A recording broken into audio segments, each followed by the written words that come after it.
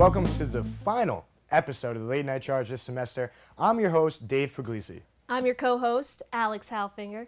My co-host?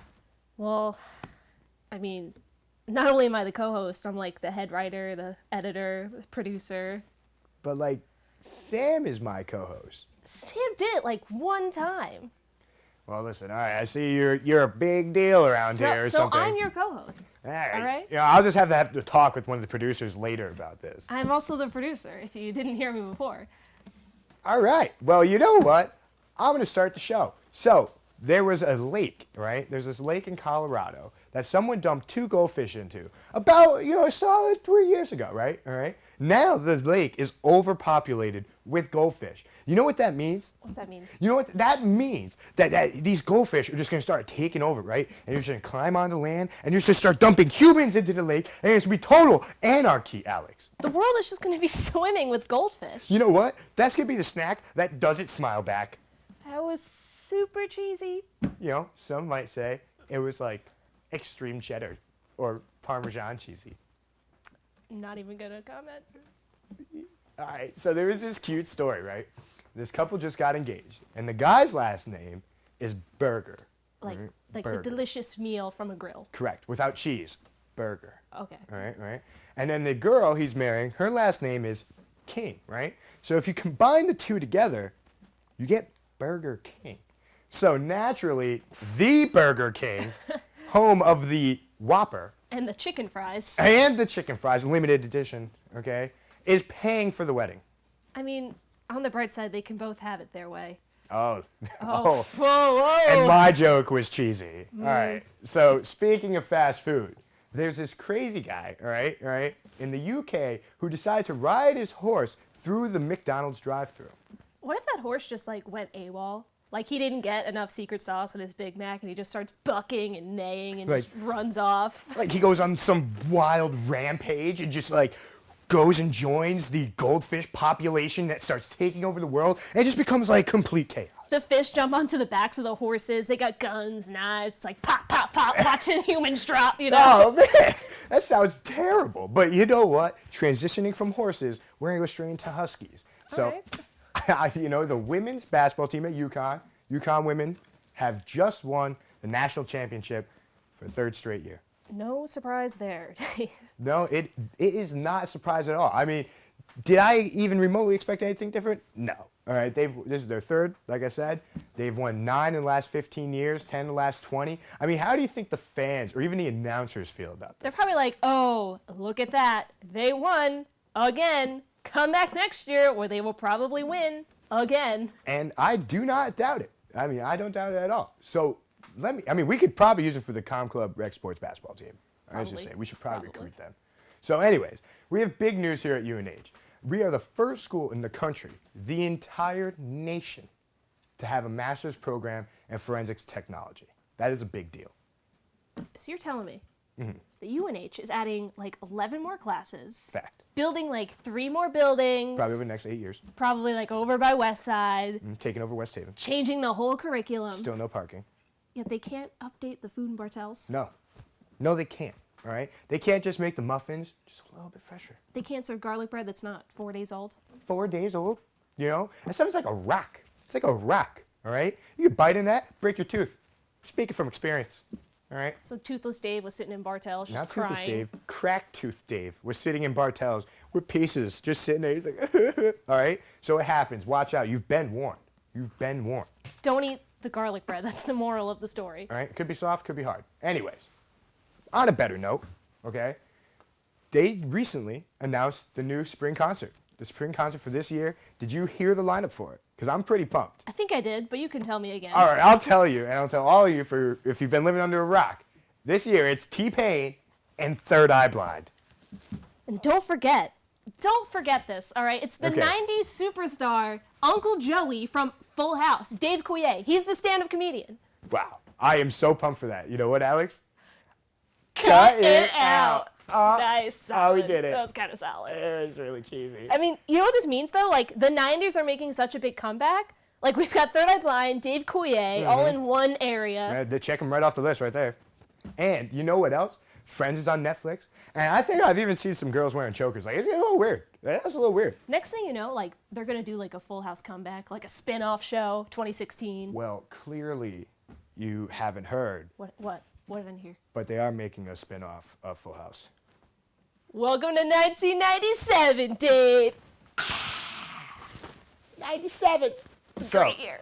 we have you know what? I bet you're happy you weren't even born in 97. I was Anyways. born. I was Wow. a year old, but I was born. Wow, okay. So we have a great episode for you today. We have the new president of the Communication Club, Veronica Bitz here. All right. We also have 2015 USGA president, James Keelar. And last but not least, we have a special interview with the man, the myth, the legend himself, Dr. Henry C. Lee. Stay tuned. This is the Late Night Charge. Oh, hey, I didn't see you there. Sorry to interrupt the late night charge, but I'm here with a great opportunity for you. Do you like sports? Do you want to be part of all that Charger action? Well, then come on down to Bergami 1 at 6:30 on Tuesday night so you can learn how to call all the bump set spikes of women's volleyball, all the air assault of Chargers football, and most importantly, the flying headers of women's soccer. That's Bergami 1, 6:30 on Tuesdays. Now get back to that late night charge and enjoy the show. Hello, welcome back to Late Night Charge. We have our first guest, James Keelar, here today. James, thank you for coming. Thank you for having me. So, James, you're going to be the new USGA vice president this upcoming years. Yep. Nope, I'm going to be the USGA president, What did I say? vice president. Did I? Oh, I'm sorry. Go That's ahead all and right. move, Dave. That's okay. Sorry. I thought I said president. But no, that's great. And congratulations on that. Thank you very much. So now you've been involved in USGA for a long time now, right? Yes, sir. And so what have you been doing over the last few years? So I started my USGA involvement my freshman year when I was the freshman sophomore class president for the class of 2016, and that really got me involved in seeing, the weekly operations of USGA, kind of what works, what doesn't work, and I found my niche in USGA. I'm really happy about it. That's awesome. And what kind of committees were you a part of the last couple of years? Well, my first 2 years, I was part of the food committee, which, I mean, everybody loves Sounds like talking. Everybody loves talking about the food here on campus, but it really gave me an opportunity to work with the Sodexo chefs, plan lunch with chefs, and take concerns about the C-store and kind of voice students' opinions about what they like, what they don't like, and what they think could be improved upon. That's Could you awesome. lower the price of cereal in the C-store? Did I? Could Oh, you? could I? I don't know if I could personally, but I know the people at the C-store are very accommodating to student demands. So I'll work on it. Yeah. I don't Thank know you. what I can do personally. I mean, I've heard if you just request something, they'll put it in order and they'll bring Absolutely. it into the store. That's actually one thing a lot of people don't know. The people there are very friendly. You can go up and speak to the manager and say, "This is something I'd like to see here. Or I'm interested in this," and they'll order it for you. That's pretty awesome. Yeah. And now, coming into your new presidency, what are some of your major goals of this upcoming term? Definitely, I would say my major goal is to have USGA better represent some of the underrepresented groups on campus. There is a very large presence of commuters, international students, veterans on campus, but there really is an undeniable divide between the domestic resident students and them. So I definitely think if we could improve their voice on campus and maybe have them feel like they have a presence and a voice that's being heard, it would just kind of bond our family even stronger. Yeah, and I mean, I think a lot of that has to do with just education on USGA. Because I feel like a lot of those clubs don't really even understand how it truly works. You Yeah. know? And now, what other things are you thinking about? I mean, I know that's the biggest goal, but what's some of the smaller things? Definitely our communication system at UNH, I think, is flawed. We get so many emails every day. If it doesn't necessarily pertain to you, you're just going to delete, and they really only go so far. So I definitely would try to improve that. I'm not going to lie, I don't have a set plan on how to fix that right now, but that's definitely one thing I would try to work on. Improving safety around campus. I mean, last year we had the shooter incident, but maybe try to revamp our safety procedures, kind of help that out a little bit. And one thing I've always kind of wondered is the power of the USGA president. Like if you just were like, you know what, today it's done. Like I'm gonna put this law into power right now. Yeah. Like how closely do you work with the school administration in a sense? Very closely, and that's one reason I actually wanted to run for president, because I really wanted to get involved with kind of all aspects of UNH, and kind of work more closely with the administrators. A lot of students have concerns, but don't necessarily know the right people to either go to or who to tell about those people. So I would just kind of let them know, like, if there's something you need, I'm here for you. My executive board will be there for you. These are the appropriate channels you'll speak to, and try to they'll work with you as best as you can. That's pretty cool. And now last semester, well, this last year, you were also on the e-board, correct? Yes, sir. And so you got to work with Rich, and were you part of the Rich roast? I was, yes, I was part of the roast of Rich Rotella. It was a lot of fun. I got to explain how a few things that were more popular than Rich on campus, like the new smoking policy, Sodexo, parking. It was a lot of fun. That's awesome. I heard it was a great time. Yeah. And so like, do you have any like fun memories working with all the e-board? Did you have, like, what was the most fun you had with all those guys? The most fun memories I think that I've had with the executive board were the kickball tournament that we did with the SOARs over the summer. We kind of did each SOAR would make teams, and then the winner of that team would be the champion of that SOAR, and then all the SOARs during Welcome Week would play each other, and kind of we started kind of a tradition off of that with a big trophy and everything. It was a lot of fun. That's pretty awesome. Yeah. I remember that. That was Yeah. like, yeah, because I'm a freshman, so it's Oh, are like you? I remember that whole SOAR thing, and it's like kickball, it's a big deal. Yeah. Play for keeps, I hear at you. It's your first welcome. It's like you come here, you play kickball, or You're you're gonna get not. down cool. and dirty on KO. That's what it means. Yeah, pretty much. But so now, let's say, right, you're on like some stranded, deserted island, and you can Interesting. only take one e-board member with you from this last e-board. I know the new e-board's not here. Who would you take? This is hard. That is hard. I would probably take Sean McFadden. All right. He's a really fun guy to work with. I mean, I love all of them. Yeah. We really get along well together. We rip on each other a lot. Yeah. But I mean, we have a pretty good bond, I would say, Yeah, McFadden's he's a cool guy, Yeah. pretty interesting character. to say the least. Yeah, right. Now, for next semester, do you have any big events planned? Or ideas of something really big? I know you've got goals, but like events. Big. Big events. Well, maybe not so much events, but because we leave that to scope, we're not really That's true. like an event planning government. We're more of the overseer of the clubs. We're definitely going to continue on with last man standing. It's a test of physical and mental endurances on campus, and we get a lot of participants for that. So I would definitely try to work on improving that. But really, I want to try to just improve the inclusiveness of USGA.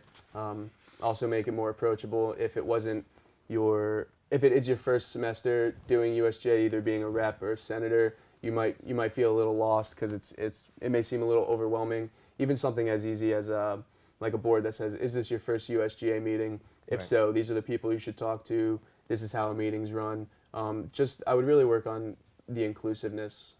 Right. And last minute standing, that's a good point. That's a great event. Can you talk a little bit about the event for those who may not know? I can't tell you what the events are going to be Okay. for this year. Yeah. No unfair advantages Of for course. you. But it's basically like each day is a different event where it would either be a scavenger hunt or obstacle courses or what have you. Pretty much seeing who can make it and last to the end, and in the process eliminating the other contestants until you are one of the final. I believe I don't know what the final number is going to be right now, but the final event is standing on blocks and being the last one standing. Literally. Literally the man. last one standing. Yeah. That's pretty cool. And when will be last man standing? I believe it is the week of April 20th. All right, so coming up only in a couple weeks now. Yes, the applications are up on Charger Connection right now. So if either of you are interested, you should definitely apply. Awesome. It's a lot of fun. I really appreciate you coming on the charge today. And Thank you very much for having me. this is awesome. Hopefully it's not your last time. No, hopefully not. All right. So we'll be right back here on the Late Night Charge. Stay tuned.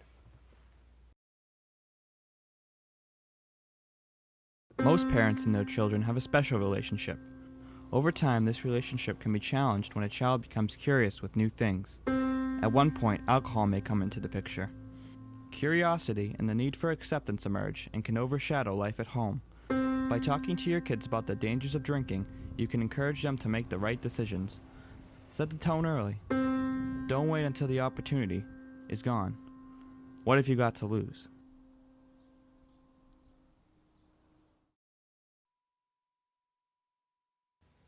Hello and welcome back to Late Night Charge. We have our second guest here today, new Com Club president, Veronica Bitz. Veronica, welcome to the show.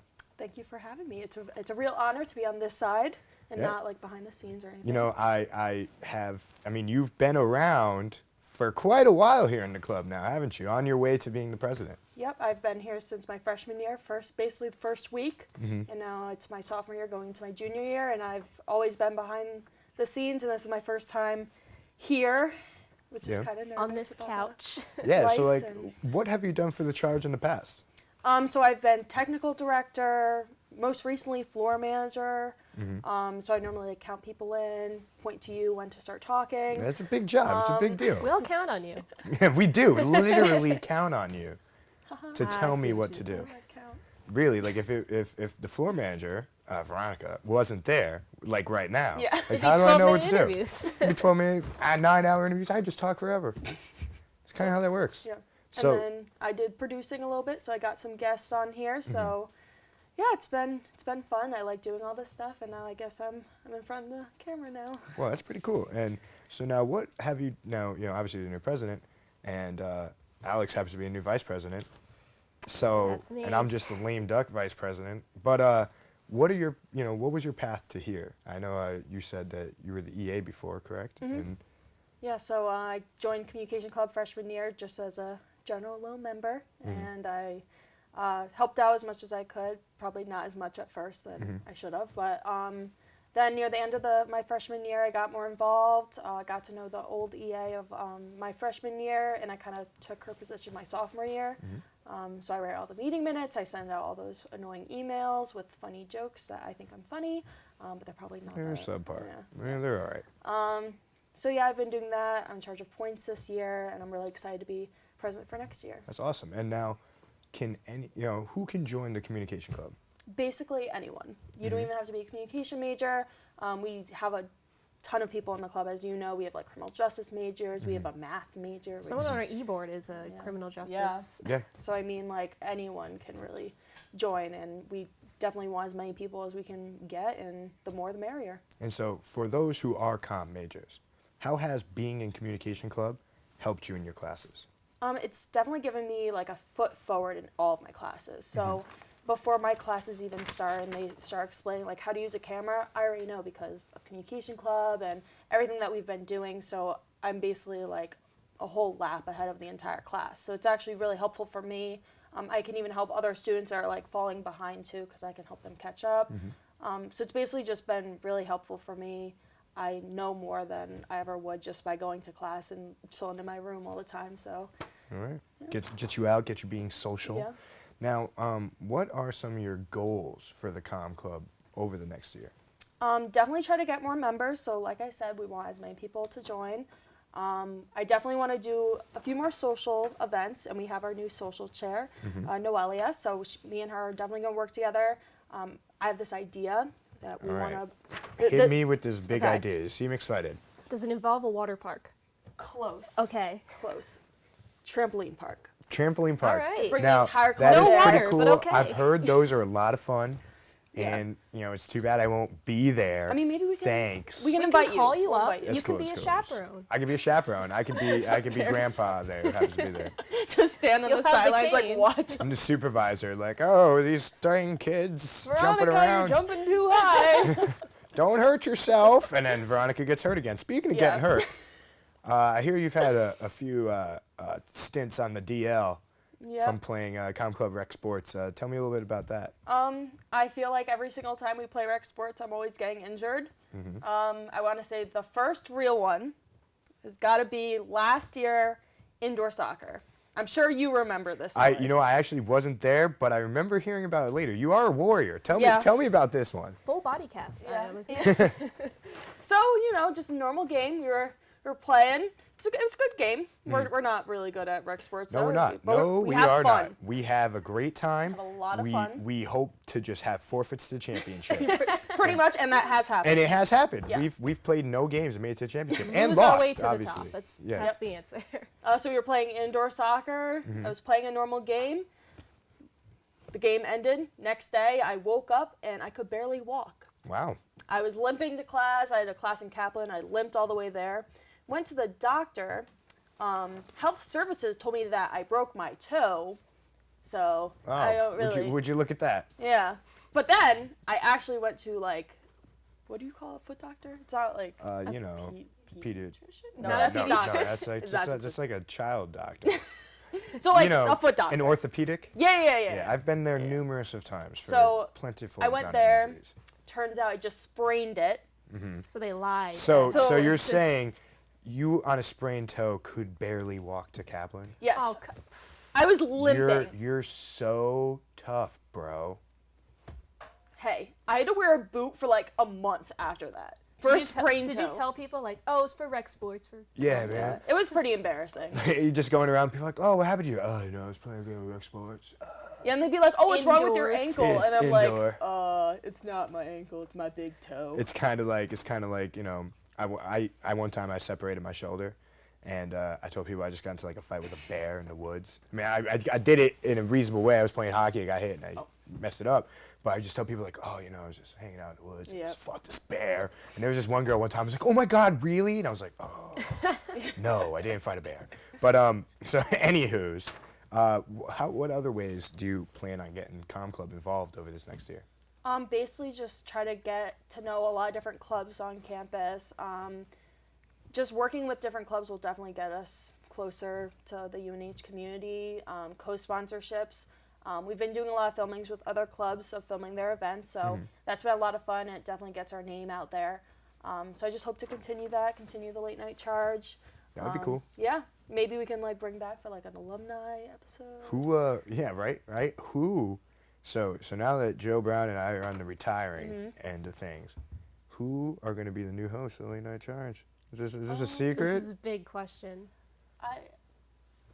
Do you Me? wanna be the host? You're asking me Look at this on air. history made right here. Do you want to be the host? next I year? will write up a contract and we'll talk about Wow. it. All right. So there's one. Yeah. Well, you know what? I think it would be cool to get some cool new young faces involved on the charge, since you know Joe and I are just What if we grizzled get vets at like Com a Club. hologram of Dave and Joe?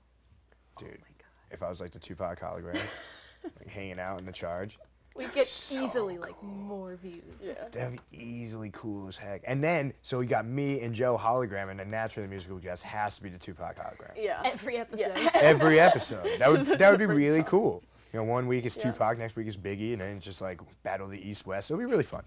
And then, so I guess, maybe to finish this off here, I hear Com Club is going for their first rec sports championship in softball. I know we dropped the first game, Yep. but I hear you played some stellar second base. You made that Yeah. one catch. One catch. I was proud of you. One Now, catch. was it you who got hit in the face It with the was ball? not. It was another member Didn't you get hit in the face once? for another sport. Possibly. Well, we did play bubble soccer. Oh, good times. Um, Good times. and that was my first ever bloody nose. Oh man. First ever. Yep. Proud of you. Yeah, and I broke a toenail, which really hurt. Oh, ow. I've done that actually. That's brutal. Yeah, That's brutal. It hurt. And Alex, you're on the Can't team walk too. Kaplan with that. Yeah, No, I you can't can't walk to Kaplan. You know what? There's like I'll no put my classes boot for a back month. on, and then it'll be fine. So. All right. So any final words here on your last on the last episode this semester? Keep on watching for more. Let's see what I'm gonna do with next year and maybe forever. All right. Well, good luck to the both of you next year, taking this club to hopefully I new guess and we have greater a heights. host for. Yeah. No. Hopefully a lot of Put big me on things the happen. spot. We'll talk about it later. Yeah, but hopefully big things happen. Joe and I and the rest of the Com Club members who are graduating will always be around, and this will be always a great time. So this has been the Late Night Charge. Next, we have an interview with Joe Brown interviewing Dr. Henry C. Lee. Stay tuned. Welcome back to the Late Night Charge. I'm Joe Brown here with the man, the myth, the legend, Mr. Dr. Henry C. Lee. How are you doing today, sir? Very good, Joe. How are you doing? I'm doing great. I love it. Thank you for giving us the opportunity to come talk to you today. It's my pleasure to talk to everybody. So here at the Late Night Charge, we did some research and wanted to talk to you about some of the stuff we found. So we found out that you were the 11th of 13 children growing up. Yes. How was that family dynamic? Well, in China, early days, usually have big family. My father actually owns half of the town. So when I was born, I already have lands and house and servant. So each of us have certain property under our name. My mother have all 13 kids. She is like the queen of the family. She make all the decision. Unfortunately, during the revolution that time in China in 1940s, we lost all the wealth, and my mother took us to Taiwan. My father left China on the last ship. Somehow the ship was sunk. So when I was 5, 6 years old, I lost my father. So I grew up in a single family, from very rich, become very poor. And recently, they made a movie on that story. There are a couple of books talk about that ship. And so it's interesting to look back. I want to thank you for asking that question. My father, I really don't remember him too much. I only know he's a very successful businessman and very strict, and my mother actually raised all the 13 kids. That's why people ask me who I respect the most. I tell them my mother. Who I scare the most, same thing, my mother. Oh yeah, definitely. Oh, thank you for being so honest with us. When you got to Taiwan, you always knew you wanted to be, in the police force, and you were. I think this is pretty impressive. You became the youngest captain in Taiwanese history. I'm sure there's a lot of students here at UNH that want to find out the formula. So, what'd you do to, get so successful so early on? Sure. Don't listen to a lot of media commentator or movie producer or authors of a variety of books. Since I was young, I made a decision to become one of the world best detectives. Tell you honestly, the reason I picked police college because of my family is so poor. That time in Taiwan, only 2 universities is free: military academy or police college. Initially, I really that's a really interesting law enforcement. But since that's a good career, when you graduate from the college, you get the law degree, they give you a lieutenant bar, and you have to learn karate and kung fu. You have to have a black belt before you can graduate. That time, that's the first class, Taiwan Police College recruiting. They only want 50 cadets. And probably, if I remember correctly, 40, 50,000 people compete for that one 50 slot. I was lucky to get selected. Quickly, I really started learning, and I got so involved and loved this profession so much. When I was in high school, I'm just an average student because that time we have to help the family deliver the paper, doing odds and to help the family to make a living. When I entered the police college, I really understand how important to get the knowledge, how important to build your health, living a health living. I'm only 5'8". When you look at my high school picture, I was so skinny, malnutrition, family is so poor. when I entered the police college, I quickly grew so fast and so strong. Because when I was young, I interested in Kung Fu, so police college really gave me a chance. So I graduated number 2 in the class. They have assistant, really encourage people to work hard, study hard. I usually work 16 hours a day, and I took all the exam. So when I was 22, I was appointed as captain. Of course, that time I'm very happy, become the youngest captain. The word of wisdom to advise the student, you always have to have knowledge in your mind, courage in your body, honesty in your heart. That's the ingredient. Doesn't matter what profession you're going to go in. It's important to have that. Knowledge is something nobody can steal away from you. Law enforcement today is not just kicking the door, arrest somebody.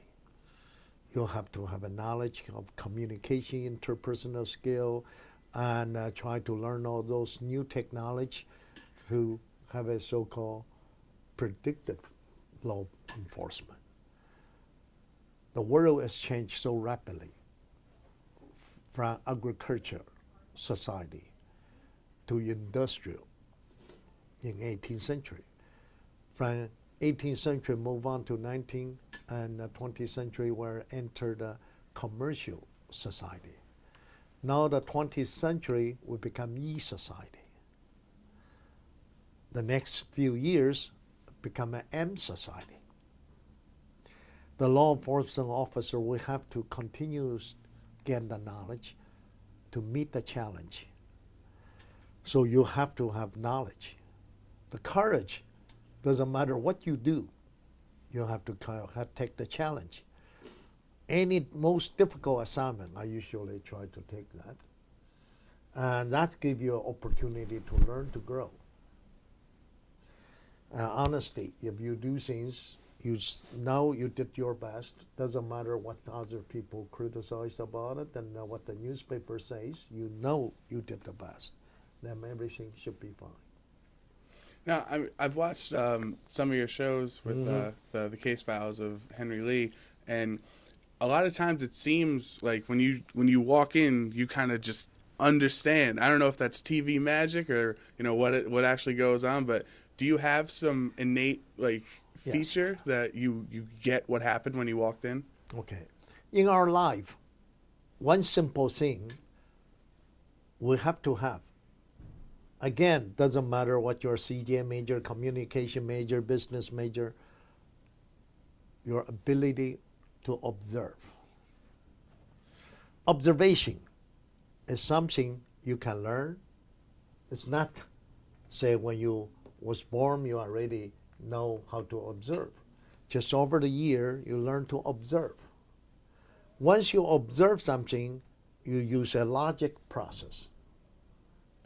That's why April 24th, we're going to have a half-day symposium called Sherlock Holmes Logic. For students, we only charge $5, including the reception. You can eat your money back. So we basically give you and a student a chance to learn this logic process. Everything from investment to your own life, to a crime scene investigation, to a cold case, you need logic. If you get that logic process in your mind, everything's going to be easy. You look at the sequence of events, you look at what that happened, how did it happen, when did it happen, where did it happen, and why. If you answer that 6W, you solve the case. All right. Well, speaking of this symposium, UNH and you put on the Markle Symposium every year. I've been fortunate enough to go to the last 3. I really liked the year that focused on different types of fires and how to read all those situations. Do you have a favorite topic over the course of the last 21 years? Yeah, 21 years we have 21 different topics. Arnold Marco is an old friend of mine, and recently somebody just made a comment. The two individuals made the differences in Connecticut law enforcement and the criminal justice system. They're really nice, including me as one of the individual. The other one they mentioned is Arnold Marco. Arnold Marco unfortunately passed away. He was the chief prosecutor for New Haven County. He really gung-ho for law enforcement education. He realized how important this learning process for law enforcement officer. So when he passed away in 1980s, so we started this symposium. Early days, this symposium called Advanced Homicide Symposium. So we renamed Marco Symposium. Every topic we choose is something so important for that year. This coming year, because Ferguson shooting, because New York, and now Las Vegas. Other day I was in Vegas, talked to fire chiefs and EMS international symposium. When we got there, Las Vegas had a shooting. So this year's symposium topic going to be police shooting investigation. Every year we bring a top speaker to Connecticut.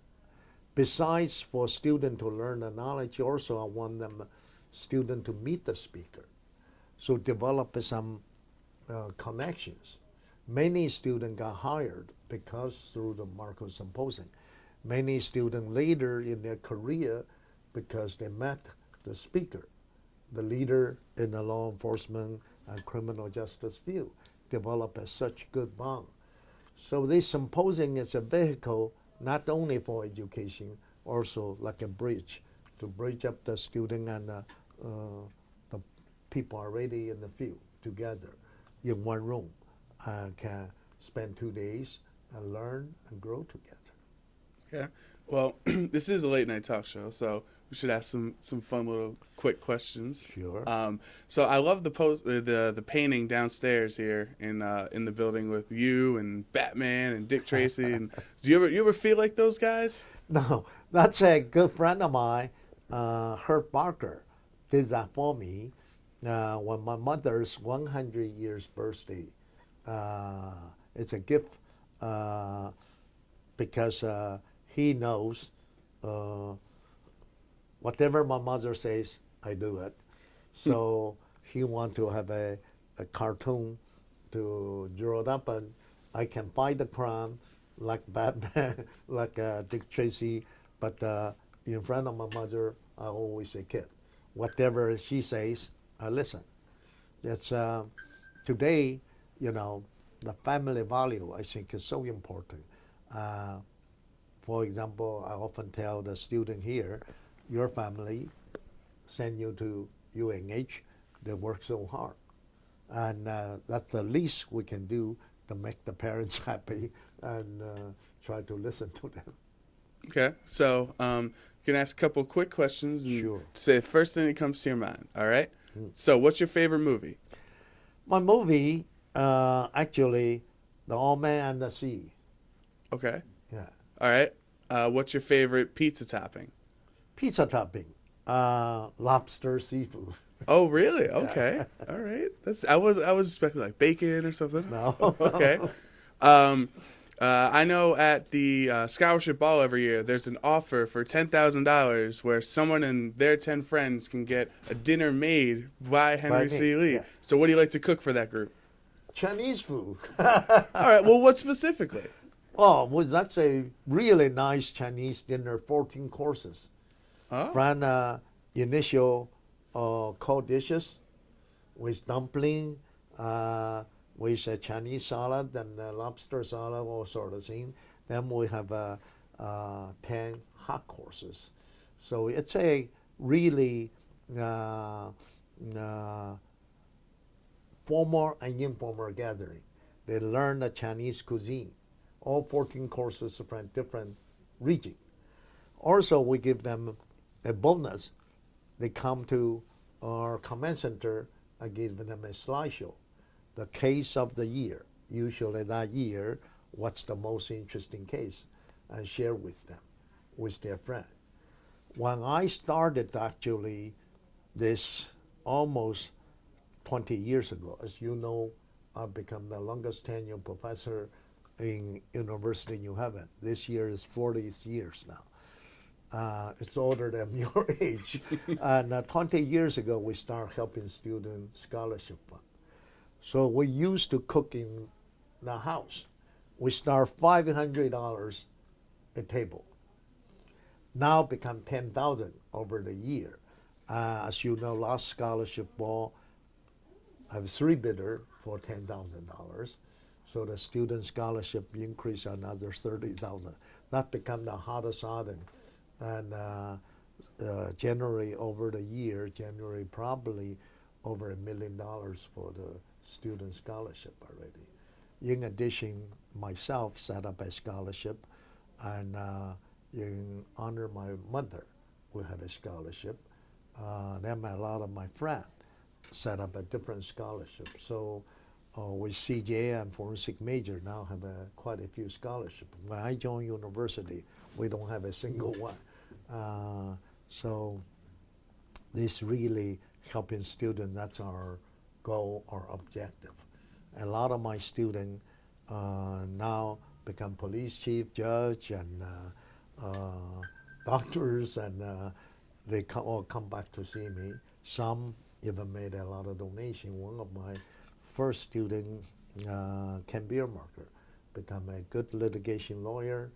He donated $1 million to university.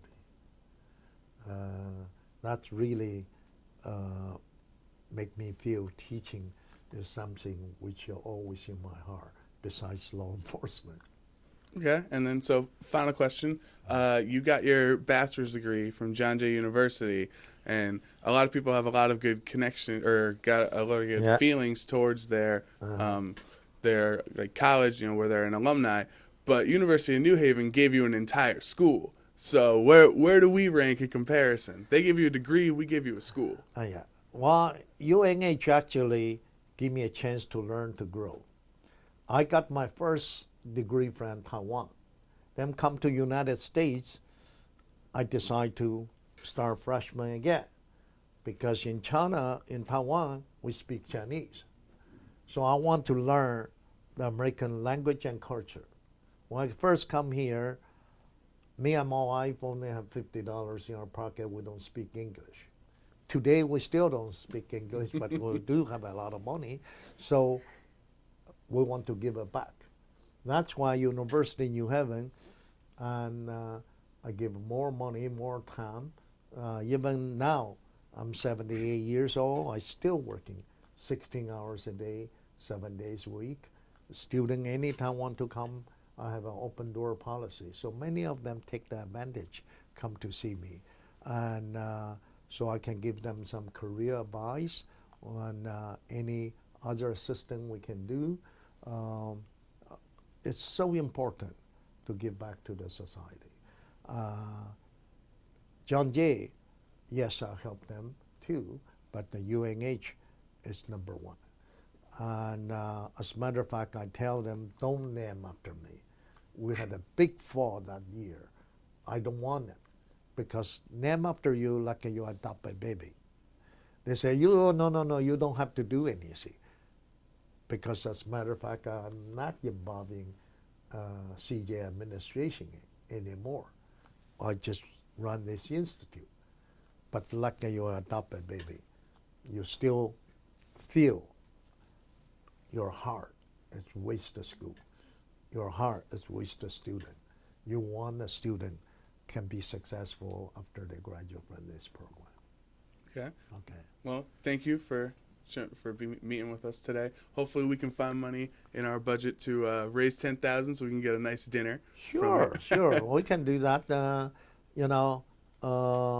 Helping anything you guys want us to do, what you guys can do is a fundraising. Like we doing this one-day symposium, also try to raise the fund. We are trying to help in the student too. So if you guys have a fundraising or good cause need me to help, let me know. Okay. Once again, I want to thank you, thank everybody here, and for the listener, the middle of the night, have a good sleep, study hard, work hard, keep your nose clean. Okay. All right. Thank you, Dr. Lee. Okay. Thanks for watching. This has been Late Night Charge. Have a great night.